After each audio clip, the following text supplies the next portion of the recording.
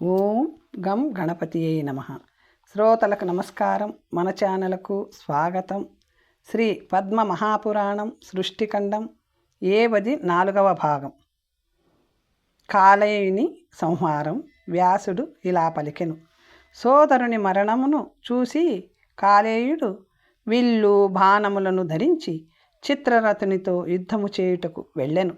కాలమృత్యువు వలె వచ్చుచున్న ఆ రాక్షసుని ఇంద్రుని పుత్రుడు జయంతుడు చూసి అతనిని ఎదిరించెను.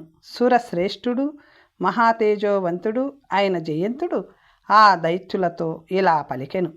శస్త్రములచే దెబ్బతిని దుఃఖము పొందిన వారిని, స్మృతి తప్పిన వారిని, ఓడిపోయిన వానిని, మరొకరితో యుద్ధము చేయుచున్న వానిని, తిరస్కృతుడైన వానిని చంపువాడు బుద్ధి లేనివాడు. అటువంటి వాడు రౌరవ నరకమును పొంది వానికి చంపబడిన వానికి దాసుడగును. అందువలన చిత్రరథునితో యుద్ధము చేయవద్దు, అది ధర్మ విరుద్ధము. ఆ మాటలు విన్న కాలేయుడు జయంతునితో కోపముతో ఇలా పలికెను. నా సోదరుని చంపిన వానిని చంపి తరువాత నిన్ను కూడా చంపెదను. అనంతరము జయంతుడు ప్రళయకాలాగ్ని వంటి తీక్షణమైన బాణములతో ఆ దానవశ్రేష్ఠుని కొట్టెను. ఆ దానవుడు వాటిని 3 బాణములతో మధ్యలోని ముక్కలు చేసెను.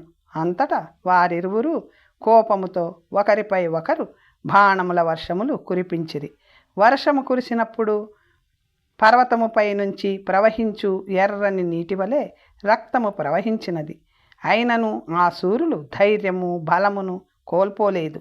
ఒకరినొకరు జయించవలెనను కోరికతో సమాధాన పడలేదు. అనంతరము జయంతుడు ఒక్క బాణముతో కాలేయుని ధనస్సును ఖండించెను. 5 బాణములతో సారథిని, 8 బాణములతో గుర్రములను మట్టి కరిపించెను. కాలేయుడు కూడా శక్తి ఆయుధముతో జయంతుని కొట్టెను.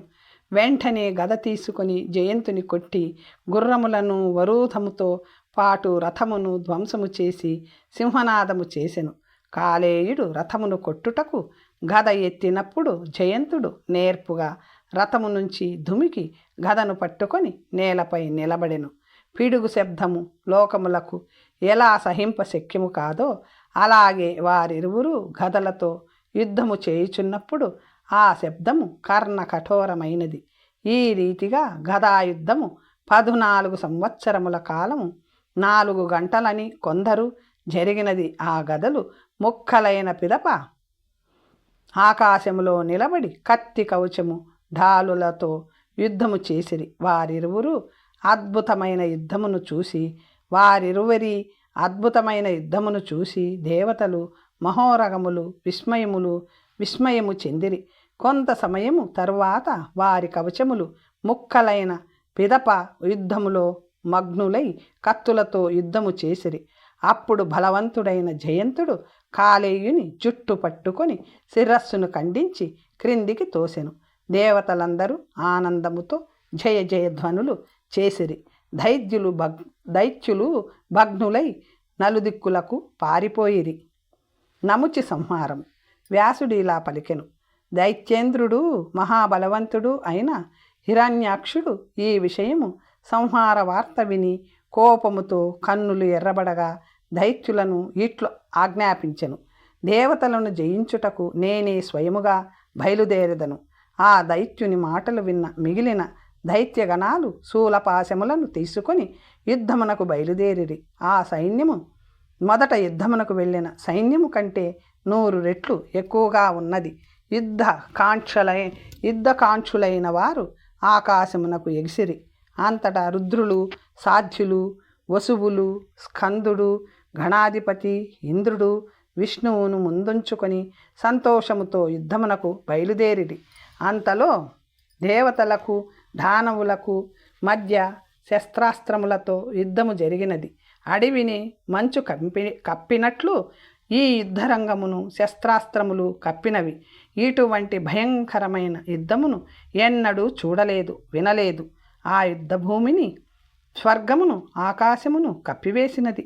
ఆకాశములోను భూమిపైన ఒకరినొకరు ముసలము, శక్తిశూలము, బాణములు మొదలైన ఆయుధములతోనూ దారుణమైన ఖడ్గములతోనూ చక్రములతోనూ పరస్వధములతోనూ కొట్టిరి.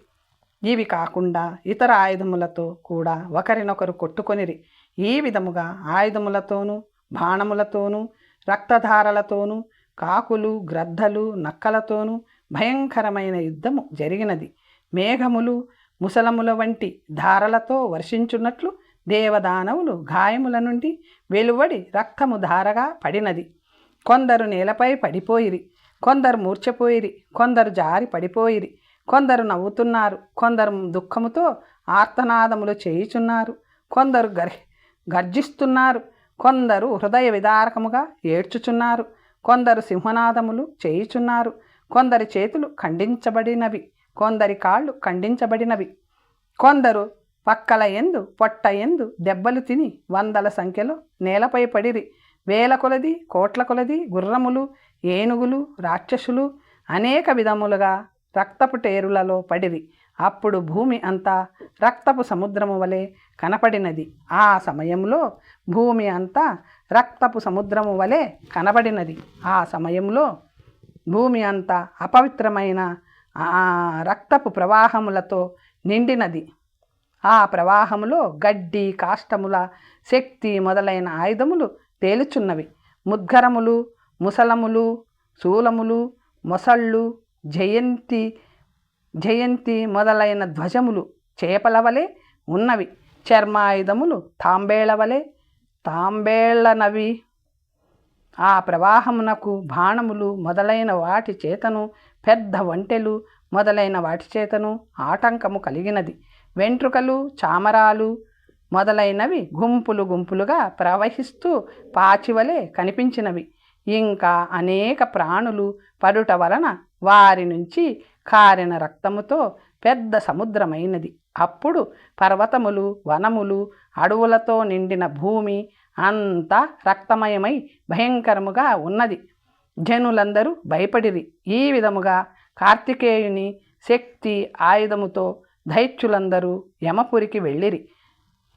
పరశు ఆయుధముల చేతను అగ్ని వంటి బాణముల చేతను వరుణి పాశముల చేతను కొట్టబడి దైత్యులందరూ యమపురమునకు పంపబడిరి. ఇంద్రాది దేవతలు పిల్లలు మనుమలు మంత్రులు మొదలైన వారిచే వేయబడిన బాణములు శక్తి మొదలైన ఆయుధముల చేత దైత్యులు కొట్టబడిరి. గ్రహములు వాయువులు యక్షులు గంధర్వులు కిన్నెరలు ప్రయోగించిన గద మొదలైన ఆయుధములతోనూ కుబేరుని గదతోనూ మేఘములతోనూ పిడుగులతోనూ చంద్రుడు వదిలిన మంచుతోనూ ఘోరమైన పాముల విషముతోనూ ఆ దైత్యులు మరణించిరి. మిగిలిన దేవతల దాడికి కోట్ల లెక్కలో దైత్యులు జీవము కోల్పోయి నేలపై పడిరి. మరణించిన పిదప వారి వారి పాపపుణ్యములను అనుసరించి కొందరు స్వర్గమునకు, కొందరు నరకమునకు, మరికొందరు పాతాళమునకు వెళ్ళిరి. బ్రాహ్మణులకు స్త్రీలకు తపస్సులకు శుభము కలుగునుగాక అని ఋషులు వేదమంత్రములను జపించుచుండిరి. మిగిలిన వారందరూ యుద్ధము చేయుచుండగా దేవతల చేత పీడించబడిన దైత్యులు కొందరు పర్వతములను ఆశ్రయించిరి, మరికొందరు భయముతో అన్ని దిక్కులలో పారిపోవుచుండిరి. ఈ విధముగా దైత్యుల సైన్యము ఉత్సాహము కోల్పోయి పారిపోవుట చూసి మహాబలవంతుడైన బలుడను పేరుగల దైత్యుడు దేవతలను నియంత్రించి బాణములతో కొట్టెను. ఇతని బాణములు దెబ్బకు బలదర్పితులైన దేవతలు నేలపై పడిరి. కొందరు యుద్ధములో ఓడిపోయిరి. దారుణమైన లోక భయంకరమైన బలుని మహత్కార్యమును ఋషులు పొగిడిరి. దేవతలు ఏడ్చుచుండిరి. అది చూసి అమిత తేజోవంతుడు శత్రునాశకుడు అయిన ఇంద్రుడు బాణములతో బలుని అతని సైన్యమును కొట్టెను. బలుడు కూడా అలాగే తిరిగి కొట్టెను. ఈ విధముగా వారు ఒకరితో ఒకరు యుద్ధము చేయుచుండగా ఆ దెబ్బలకు దేహము నుంచి రక్తము కారినది. శరీరమంతా రక్తముతో తడిసి వైశాఖ మాసంలో పుష్పించిన కింసుక వృక్షము వలె కనిపించిరి. అప్పుడా దైత్య శ్రేష్ఠుడు బలుడు వేల కొలది చక్రములను శూలములను ముసలములను ఇంద్రుని పైకి విసిరెను. వాటినన్నింటినీ ఇంద్రుడు మధ్యలోని ముక్కలు చేసెను. ఇది చూసిన దైత్యుడు కోపముతో ఐరావతముపై ఆసీనుడైన ఇంద్రుని వక్షస్థలమును గురి చూసి శక్తి ఆయుధమును విసిరెను. ఆ దెబ్బకు ఇంద్రుడు మూర్ఛితుడయ్యెను. కొంతసేపటికి తేరుకొని ఆ ధనుజుని క్షణములో శూలముతో బలముగా కొట్టెను. రథములోనున్న బలుని ధనస్సును, చర్మాయుధమును, ధ్వజమును ఒక్కొక్క బాణముతోనూ ఖండించెను. 4 బాణములతో 4 గుర్రములను నేల కూల్చెను. ఒక్క బాణముతో సారథి శిరస్సును ఛేదించెను. ఈ విధముగా ధనస్సు, సారథి, రథము, గుర్రములు నాశనమయ్యమైన పిదప బాలుడు మూర్ఛిల్లి నేలపై పడి కొంతసేపటికి బలుడు నాశనమైన పిదప బలుడు మూర్ఛిల్లి నేలపై పడి కొంతసేపటికి మరణించెను. అనంతరము మహాదైత్యుడైన నముచి కోపముతో గదను తీసుకొని ఇంద్రుని ఐరావతమును బలముగా కొట్టగా ఆ దెబ్బకు మేరు పర్వత శిఖరముపై వజ్రాయుధముతో కొట్టబడినట్లు భయంకరమైన శబ్దము వచ్చెను. ఆ శబ్దమునకు ఐరావతము శరీరమంతా రక్తసిక్తమై మహావేదనతో నొప్పిని తట్టుకోలేక వెనుతిరిగెను. అప్పుడు 100,000 మంది రాక్షసులు ఇంద్రునిపైకి రాగా వారినందరినీ అర్ధచంద్రాకార బాణములతోనూ గుర్రపు నాడ రూపములోనున్న బాణములతోనూ వధించెను. అంతటా నముచి మాయతో జీవులను సృష్టించి ఇంద్రునిపైకి పంపించెను. కొందరు నేల మీద పడిరి, కొందరు రథముపై పడిరి. విష్ణువు నముచి యొక్క ఈ మహాకార్యమును చూసి మాయా జీవులుగా మారి దేవతల శరీరములను అంటుకొనిన బాణములన్నింటినీ చక్రముతో ఖండించెను. పిదప ఇంద్రుడు 3 బాణములతో నముచిని కొట్టెను. ఆ దెబ్బకు నముచి మూర్ఛ పొంది నేలపై పడెను. కొంతసేపటికి తేరుకొని ముద్గర ఆయుధముతో ఇంద్రుని కొట్టడానికి సిద్ధమయ్యెను. అంతటా ఇంద్రుడు వజ్రాయుధముతో వక్షస్థలముపై బలముగా కొట్టెను. ఆ దెబ్బకు ఎదపై బలమైన గాయమై నేలపై పడి మరణించెను. దేవతలు, సిద్ధులు సంతోషముతో సాధు సాధు అని పలికిరి. పుష్పవృష్టితో ఇంద్రుని గౌరవించిరి. గంధర్వులు సంతోషముతో గానము చేసిరి. దైత్యులందరూ భయముతో పారిపోయిరి. అప్సరగణాలు నాట్యము చేసిరి. ముచివద వ్యాసుడు ఇలా పలికెను. బలుడు అగ్రజుడైన నముచి వధింపబడుట చూసి ముచి అనువాడు ఇంద్రుని వద్దకు వచ్చి, ఇంద్ర, నేను లేనిది చూసి నా అన్న నముచిని చంపావు. నిన్ను ఇప్పుడే యమాలయమునకు పంపించెదను అని పలికెను. దేవపూజితుడైన ఇంద్రుడు ఆ మాటలు విని, నీ అన్న వెళ్ళిన మార్గములోని నీవు కూడా వెళ్ళెదవుగాక. అగ్నిజ్వాలల వేడి తెలియక అగ్నిలో ప్రవేశించు మిడతలు వలె నీవు నాతో యుద్ధము చేయగోరుచున్నావు. ఇంద్రుని మాటలు విన్న నముచి 3 బాణములతో ఇంద్రుని కొట్టెను. శత్రువు హంతకుడైన ఇంద్రుడు వాటిని 3 బాణములతో ముక్కలు చేసెను. అప్పుడు ముచి 10 బాణములతో ఇంద్రుని, 3 బాణములతో ఐరావతమును, 7 బాణములతో మాతలిని కొట్టి సింహనాదము చేసెను. అంతేకాకుండా మహాబలవంతుడైన ఆ దైత్యుడు ఇనుప గదను కోపముతో ఇంద్రుని ముందు ఆడించెను. ఇంద్రుడు లాఘవముగా తన వజ్రాయుధముతో ఆ దైత్యుని కొట్టగా అతడు చచ్చి నేలపై పడెను. ముచి నేలపై పడినప్పుడు భూమి కంపించెను. దేవతలు సంతోషముతో నాట్యము చేసిరి. దైత్యులు భయముతో పారిపోయిరి. తారేయుని వధ. వ్యాసుడు ఇలా పలికెను. అమిత శక్తిమంతుడు, ఇంద్రుడికి సమానమైన పరాక్రమం కలవాడు అయిన తారేయుడనువాడు యుద్ధములో తన తండ్రిని చంపిన స్కందుని బాణములతో కొట్టెను. విష్ణువు వంటి పరాక్రమం గల స్కందుడు ఆ బాణములను ముక్కలు చేసెను. ఆ దైత్యుడు స్కందుని తన బాణములతో కప్పివేయగా స్కందుడు ఏమాత్రమూ చెలించకుండా ఆ బాణములన్నింటినీ ముక్కలు చేసెను. యుద్ధము తారాస్థాయికి చేరుకున్న తరువాత తారేయుడు అగ్ని సమానమైన బాణములను స్కందునిపై వేసెను. అంతేకాదు వజ్రము వంటి విసికి అను బాణములను వేసెను. స్కందుడు వాటిని వైశ్వానర అస్త్రముతో నాశనము చేసెను. అంతట తారేయుడు రౌద్రాస్త్రమును ప్రయోగించెను. వాటినన్నింటినీ స్కందుడు నివారించెను. అంతటా ఆ అసురుడు అఘోరమను దారుణమైన బాణములను కార్తికేయునిపై వదిలెను. అవి పర్వతములు, వృక్షములు, సింహములు, సర్పములు రూపములలో కోట్ల కొలిదిగా స్కందునిపైకి వచ్చి మీద పడెను. స్కందుడు వాటినన్నింటినీ ముక్కలు చేసి తారుని పాదముల నుంచి తల వరకు సూర్యుని వంటి మరియు అగ్ని వంటి బాణములతో కొట్టెను.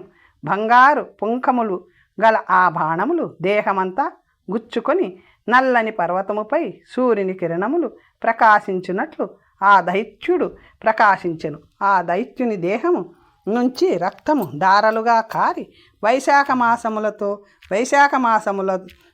మాసములో పూలతో నిండిన శమీవృక్షము వలె కనిపించెను. ఆ రాక్షసుని రథమునకు పూంచిన గుర్రములు నేల కొరగడముతో రాక్షసుడు మృత్యువును పోలిన భయంకరమైన శూలమును స్కందునిపై విసిరెను. స్కందుడు దానిని పశుపతి శూలముతో దగ్ధము చేసెను. అంతటా ఆ రాక్షసుడు బ్రహ్మచే అనుగ్రహించబడిన శక్తి ఆయుధమును ప్రయోగించెను. కార్తికేయుడు దానిని 100 ముద్గరముల వంటి శక్తి కలిగిన శూలముతో దానిని తిప్పి కొట్టెను. అవి అంతరిక్షములోనే ఒకదానితో ఒకటి ఢీకొనెను. ఆ ఇద్దరు వీరులు ఆయుధములు ఒకదానితో ఒకటి కొట్టుకొని నేలపై పడెను.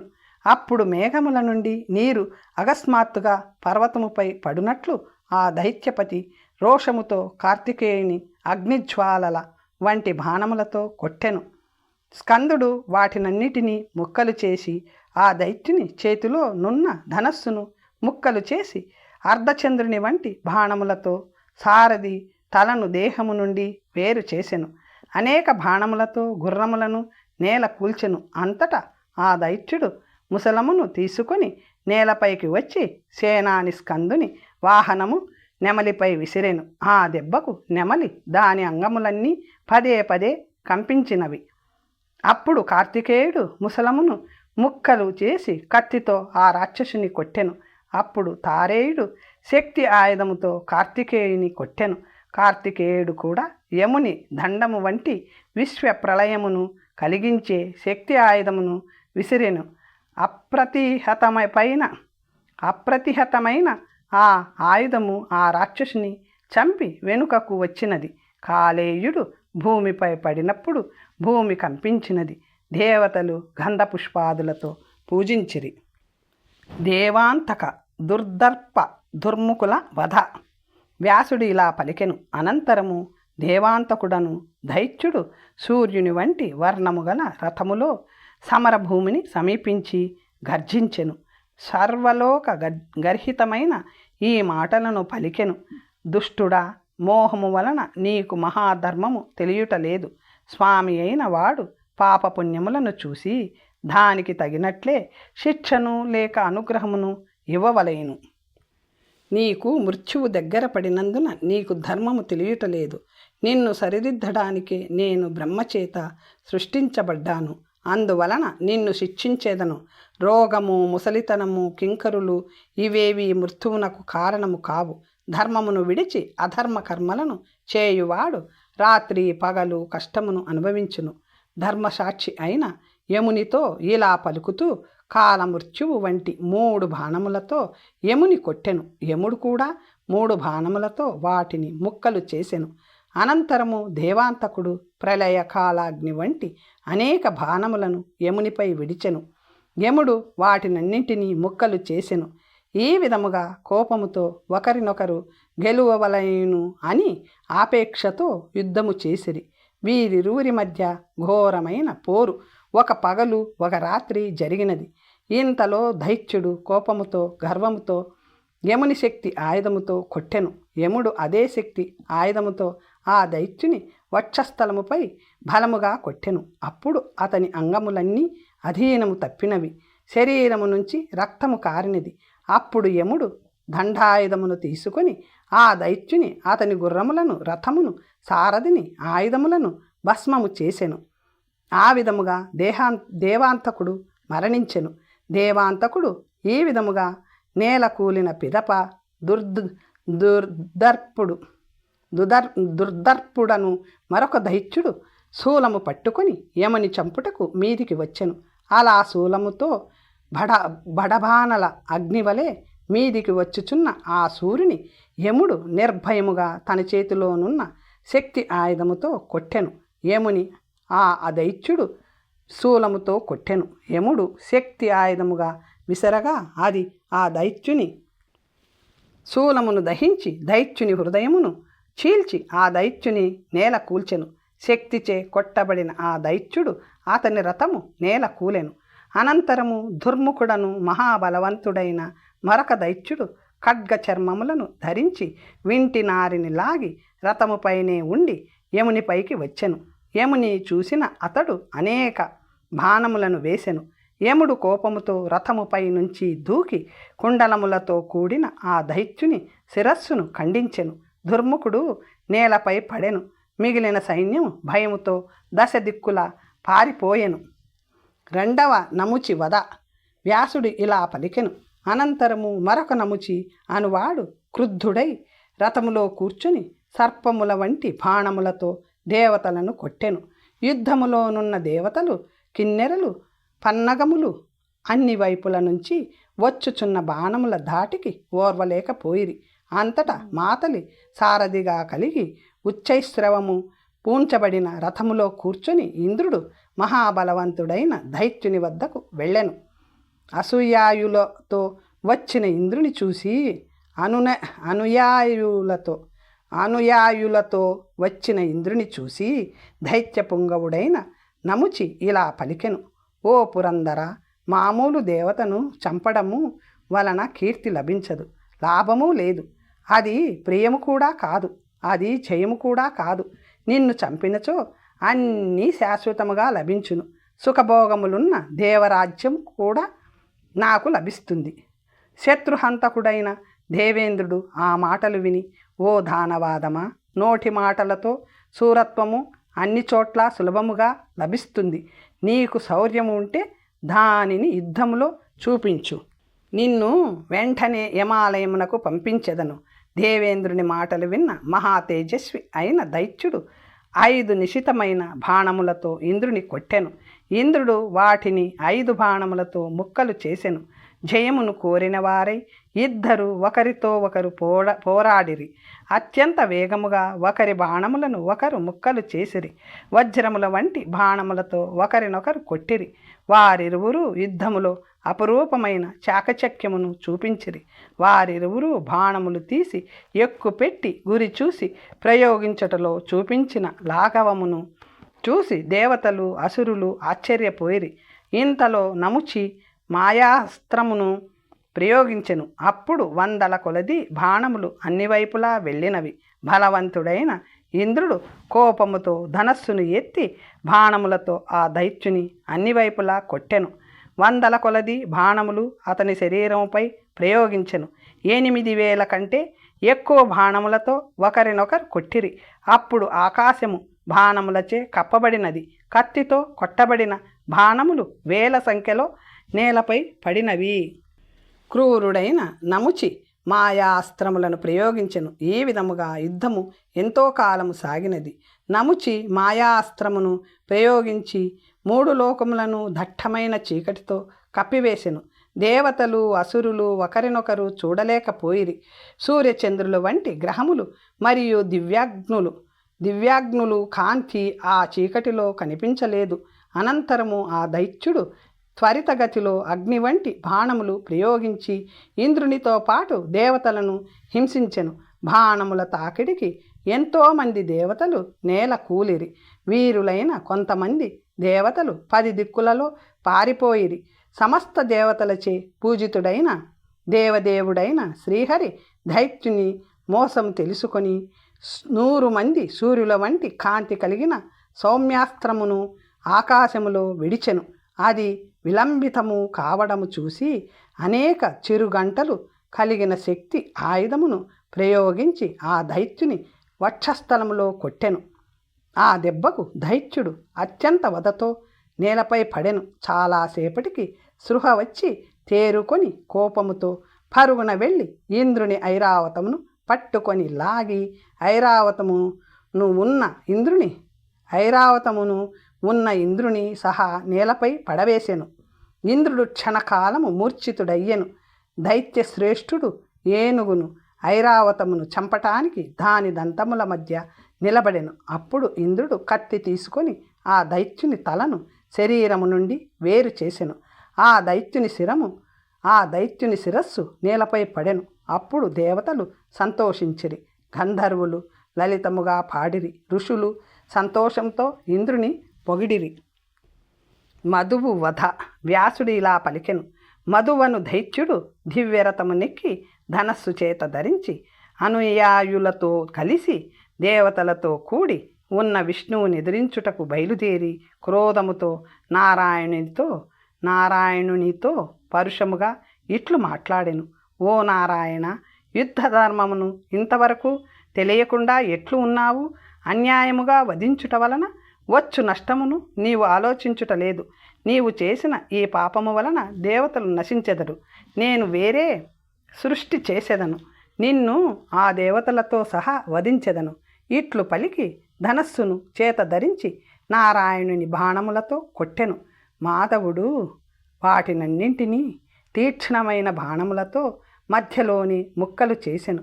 అంతేకాకుండా మాధవుడు మధువు యొక్క అంగములపై అనేక బాణములు వేసెను.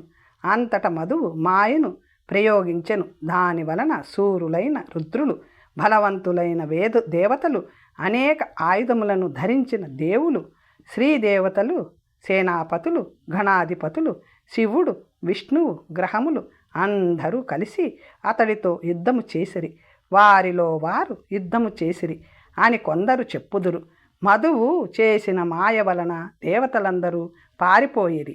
ముందు నుంచి వెనుక నుంచి బాణములు, కత్తులు, శక్తి ఆయుధముల వర్షము కురియుట వలన అనేక మంది దేవతలు నేల కూలిరి.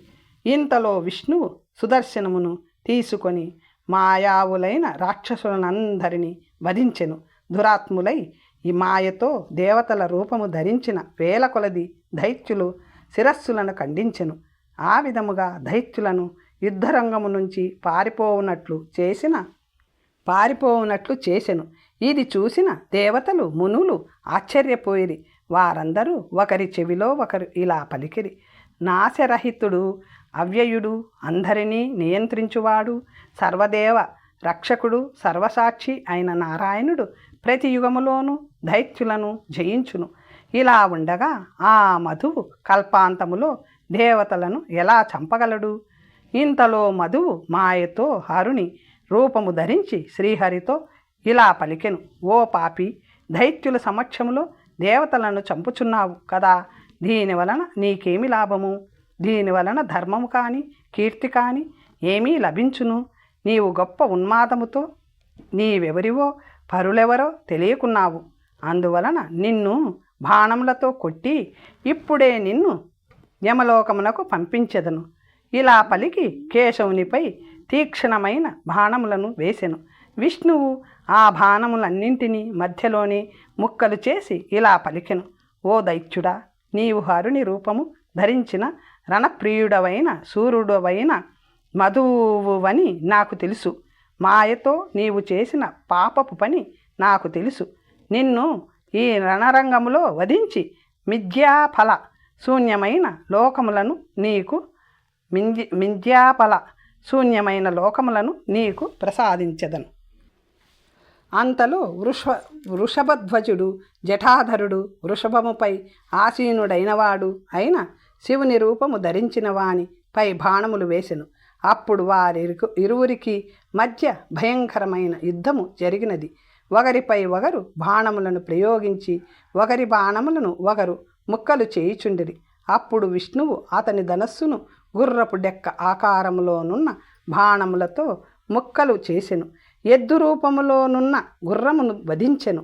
అనంతరము ఆ దైత్యుడు శూలము తీసుకొని అర్చుచు విష్ణువుపై విసిరెను. ప్రళయకాల అగ్నివలే వచ్చుచున్న ఆ శూలమును విష్ణువు 3 బాణములతో ముక్కలు చేసెను.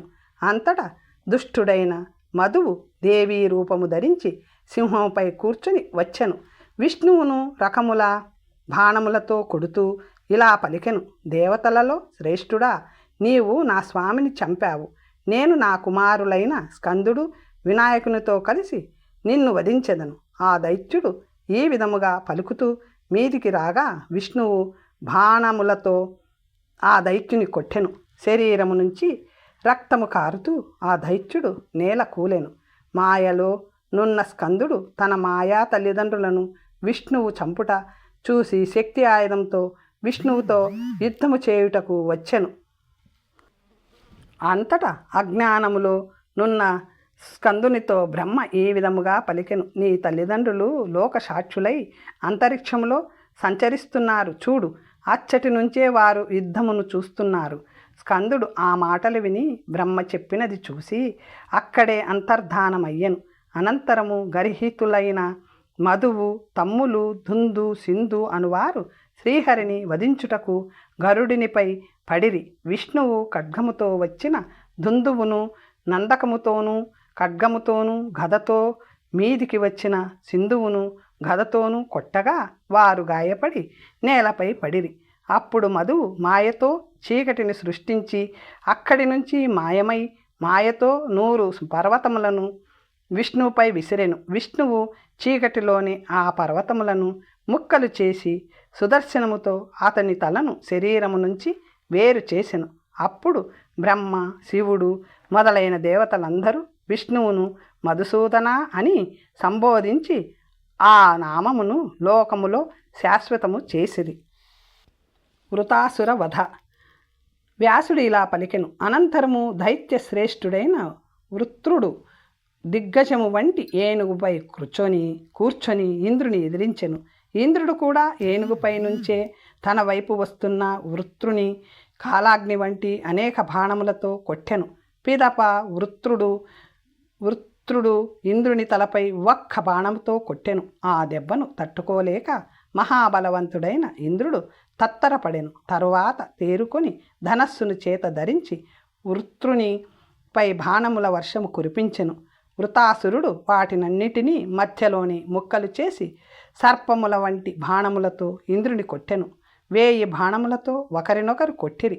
గొప్ప విలుకాండ్రు అయిన వారిరువురు పర్వతముల వలె బలమైనవి, వజ్రము వలె తీక్షణమైనవి, దావానలాగ్ని వంటివి అయిన బాణములను మనోవేగముతో ఒకరిపై ఒకరు ప్రయోగించిరి. ఈ విధముగా వారిరువురి మధ్య ఎన్నో పగలు ఎన్నో రాత్రులు యుద్ధము జరిగినది. అనంతరము ఇంద్రుడు శూలముతో వృత్తాసురుని ఏనుగును కొట్టెను.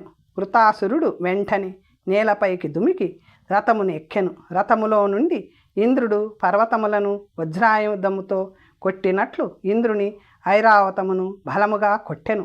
అప్పుడు ఆ ఇంద్రుడు ఐరావతము తత్తరపడిరి. ఇంద్రుడు శక్తి ఆయుధమును తీసుకొని ఆ దైత్యుని వక్షస్థలముపై కొట్టెను. అప్పుడు ఆ దైత్యుడు రథము మధ్యలో పడెను. క్షణకాలములో తేరుకొని సింహనాదము చేస్తూ బాణములతో ఇంద్రుని కొట్టగా ఇంద్రుడు మూర్ఛిల్లెను. ఇంద్రునికి తెలివి వచ్చిన తరువాత ఆ దైత్యుని 100 కొలది బాణములతో కొట్టెను. వజ్రము వంటి ఆ బాణముల ధాటికి వృతాసురుడు వ్యధననుభవించెను. కోపముతో వృతాసురుడు ఇంద్రునిపై మహాశూలమును విడిచి వెంటనే పాశుపతాస్త్రమును కూడా ప్రయోగించెను. అప్పుడు ఇంద్రుడు వైష్ణవాస్త్రమును ప్రయోగించెను. ఆ 2 అస్త్రములు ఆకాశములో అగ్ని సమూహము వలె ఒకదానిని ఒకటి ఢీకొని నిప్పు రవ్వలను వెదజల్లెను. నిప్పుల ముందు నిలువలేని మిడతవలే ఉభయ సైన్యములు నిలవలేకపోయినవి. కొందరు ఆ వేడికి నేల కూలిరి, మిగిలిన వారు పారిపోయిరి. ఈ విధముగా యుద్ధరంగము వట్టిపోయినది. అస్త్రములు 2 వారి వద్దకు వెనుకకు వచ్చినవి.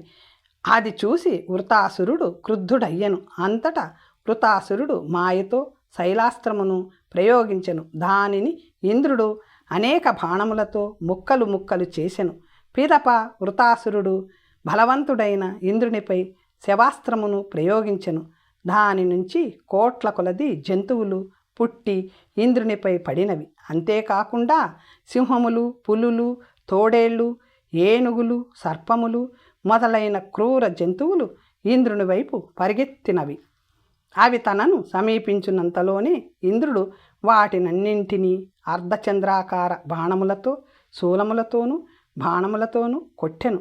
అనంతరము వృతాసురుడు ధనస్సును ఎక్కుపెట్టి వజ్రముల వంటి కఠినమైన అనేక బాణములతో ఇంద్రుని కొట్టెను. ఇంద్రుడు వాటినన్నింటినీ గుర్రపు డెక్క ఆకారము గల బాణములతో ముక్కలు చేసెను. వెంటనే అతని రథ సారథిని గుర్రములను కూడా నేల కూల్చెను. అప్పుడు వృతాసురుడు ముళ్ళు ఉన్న గదకు నమస్కరించి ఐరావతము ముఖముపై విసరగా ఆ దెబ్బకు నొప్పితో ఐరావతము పడిపోయెను. అప్పుడు ఇంద్రుడు గద తీసుకొని వృతాసురుని పైకి వెళ్ళెను. వారిరువురికి మధ్య గదా యుద్ధము ప్రారంభమైంది. ఒకరిని నొకరు కొట్టుటకు గదను ప్రయోగించగా ఆ గదలు ఒకదానిని ఒకటి ఢీకొని గొప్ప శబ్దము వచ్చెను. వారు ఆవర్త ముందు నుంచి గదను త్రిప్పి కొట్టుట, పరివర్త గదతో వెనుకకు తిరిగి కొట్టుట, చక్రధన్వ చక్రము వలె తిరిగి గదతో కొట్టుట, ఊర్ధ్వ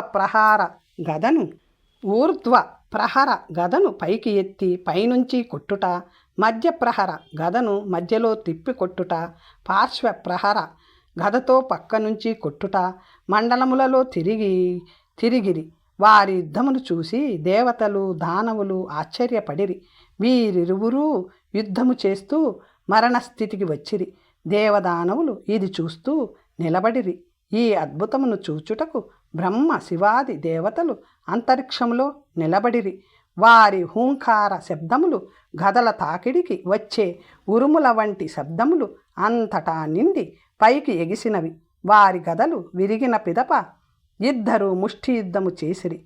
అర్ధయామము తరువాత తిరిగి అస్త్రయుద్ధము మొదలుపెట్టిరి. అటు పిదప ఖడ్గ చర్మములు డాలు ధరించి యుద్ధము చేసిరి.